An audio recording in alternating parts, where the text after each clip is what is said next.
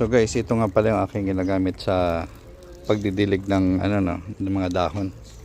So binutasan ko ito yung takip ng soft drinks para pandilig na ganun. Ayun. Yan na siya. So mas mabilis-bilis yung pandilig kaysa sa nabibiling spray. Ayan. So kapag ang ginagawa ko kapag basa pa yung lupa, so dahon lang yung aking dinidiligan. Ayan o, ganyan. So dinidiligan ko siya isa-isa.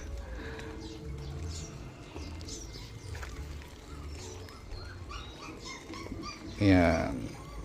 So ang tawag dyan is foliar watering. Mga dahon lang.